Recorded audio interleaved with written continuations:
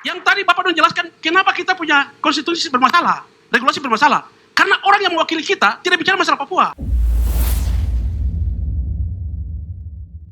Iya, Pusat Bantuan Mediasi GKI ini satu lembaga yang didirikan oleh Sinode GKI, diikukan pada sidang Sinode. Ini kita bekerja ini sudah. Di Papua ini saya sudah ketemu hampir semua bupati. Saya bilang pelatihan mediator untuk dia punya ASN, hanya Pak Matius yang jawab. Yang lain terjawab. Dong tidak mau biayai sesuatu yang namanya memberdayakan orang Papua. Karena itu tidak bisa diukur dan tidak ada impact untuk dia. Karena itu fokus pemerintah hari ini itu selalu kepada ekonomi kapital. Dan ekonomi kapital ini kita orang Papua itu rugi. Kenapa? Bangun sekolah hebat di kota. Di kota itu tempat tinggalnya urban. Tempat tinggalnya bukan orang Papua. Masalah kita ini cukup banyak. Jadi Bapak Ibu, lembaga mediasi ini kerjanya melatih orang jadi mediator. Hari ini kita punya mediator di Papua ada 600. Masih mau tambah. Ada kita punya salah satu pengacara, ini Pak Henius. Dia adalah lulusan dari kita. Waktu pulang ke Wamena, dia bilang begini. Ada masalah di Wamena sekarang dia tidak pakai dia pengacara. Dia panggil masyarakat pun belum bicara lewat mediasi.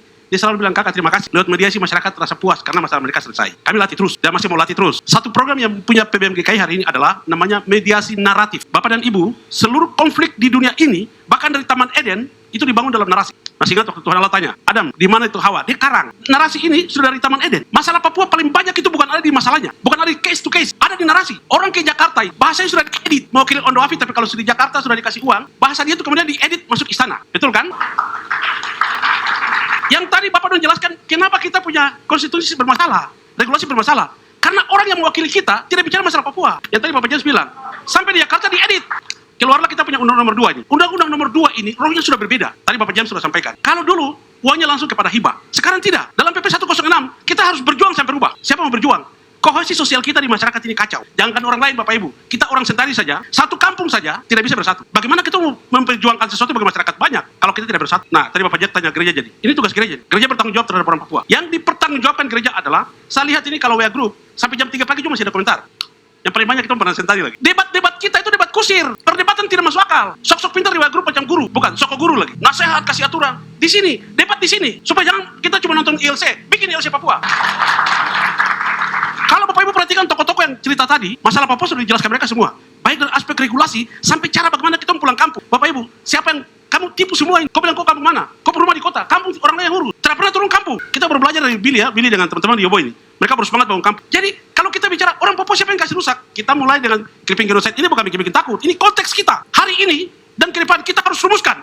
Musuh bersama orang Papua itu siapa? Kita punya musuh bersama, baru kita bisa bersatu. Nah, musuh ini kita belum rumuskan. Belum. Satu berjuang merdeka sendiri di gunung dapat tembak mati. Yang di kota diam-diam. Waktu saya kritik pilot, dikritik oleh teman pendeta lagi. Pilot dibunuh, saya kritik bahwa tidak boleh ada pembunuhan, saya dikritik lagi. Itu kritiknya tidak boleh begitu, itu tidak berimbang. Nah, ini yang saya bilang, Bapak dan Ibu, kohesi sosial kita lebih parah. Karena itu cara satu-satunya adalah mediasi naratif. Mediasi naratif itu bicara di tataran konsep. Debatnya itu bukan debat biasa. Coba Bapak Ibu bisa rasakan ya. Nanti pulang baru tahu, oke, selama ini saya punya pemahaman salah. Mulai paham, itu namanya mediasi naratif. Para pakar ini kita satukan, kita bicara. Bapak dan Ibu kalau bilang gereja mau Bapak follow up. Follow up gampang Pak. Tapi gaya komunikasi pejabat kita itu paling rusak. Lebih gampang ketemu Tuhan Allah daripada ketemu punya bupati. WA saja Bapak kita bisa bertemu kah? Alasan banyak-banyak. Saya ini tidak pernah datang minta uang. Saya datang itu mau bicara masalah Papua. Kamu takut ketemu kenapa? Kita mencerita. Kami bantu mediasi, bantu fasilitasi supaya kita diskusi. Nah, jadi kalau tadi pertanyaan gereja tanggung jawab, ya. Gereja tanggung jawab. Kami tidak bilang bahwa ya Bapak Ibu, kita tidak bilang stop di sini, tidak. Kita lagi diskusi, kita sudah sepakat. Ke depan bikin tim, kita akan buat format dan terus akan jalan. Itu biaya besar Pak. Persoalannya siapa yang biaya? Tidak ada. Yang ada volunteer. Kamu bangun Papua siapa volunteer kan tidak? Pekerjaan besar kita harap, tapi masih minta-minta, tipu juga. Komitmen kita untuk bangun Papua terlalu rendah. Bikin apa-apa semua pikir uang. Paling bagus, dalam pertemuan berikutnya kita sepakat kasih pulang otonomi khusus jilid tua. Karena tanpa otus kita bisa hidup.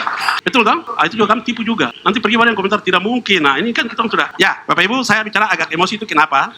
Keadaan kita hari ini seperti tadi disampaikan tidak sedang baik-baik saja. Solusinya bukan kita merdeka, bukan. Tapi kita rumuskan sama-sama siapa musuh kita. Saya punya musuh yang paling berat, saya punya saudara-saudara sendiri. Karena mereka orang yang pertama kali akan jual saya, bukan negara. Saya punya teman-teman akrab sini pasti akan jual saya. Jadi kita selalu salahkan negara. Nah, Bapak Ibu, ini kalimatnya ada. Kenapa kita perlu mediasi naratif? Karena ada yang disebut kesalahan atribusi dalam berbahasa. Nah, ini saya jelaskan dulu. Kesalahan atribusi bahasa itu begini. Orang selalu mengatakan orang lain keadaan umum yang membuatnya jadi rugi. Contohnya, saya datang terlambat, salah perbos. Pak, minta izin saya terlambat karena tadi macet di jalan. Dia salahkan macet.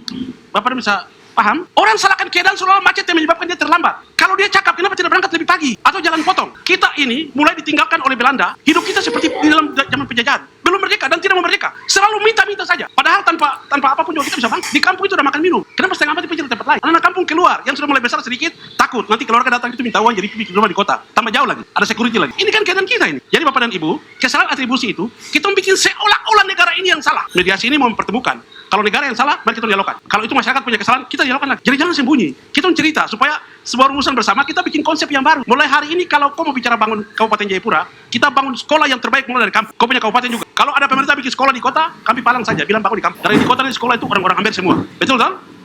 Betul apa? Kami tipu lagi, kami jadi kontraktor, kami kerjakan proyek lagi. Nah, disinilah tugas gereja untuk terlibat dengan masyarakat. Bapak Ibu, kami ini mediator. Mediator tidak punya kepentingan. Data masa lalu itu ada, tapi itu bukan tugas mediator. Tugas mediator lihat lebih preventif. Apakah dengan bicara masa lalu masalah kita selesai? Kalau belum, kalau kata Ahok, lebih bagus menyalakan lilin satu daripada kau susah payah mau menghilangkan gelapnya malam. Karena itu lebih baik satu lilin itu saya nyalakan. Karena dengan cahaya itu dia akan bangkit menerangi tempat yang lain. Artinya, ada masalah iya, tapi ada potensi, ada jalan. Tadi Bapak bicara jalan semua ini.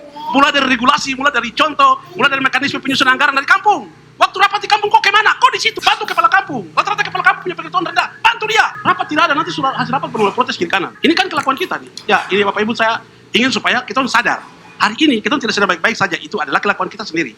Kesalahan atribusi, orang salahkan orang luar semuanya. Kita tidak mulai secara preventif. Nanti hujan baru kita bahas. Ribut terus di WA Group. Nah, ini sudah waktunya PMGK akan, apakah kami stop? Tidak akan stop Bapak Ibu. Di depan kamu ini kita cuma kelihatan begini. Di belakang sini kita setiap hari ketemu di online untuk diskusi bahas apa yang kita akan buat. Kami butuh banyak orang dan kami butuh saudara-saudara. Kita perlu kerjasama untuk bangun Papua yang lebih baik.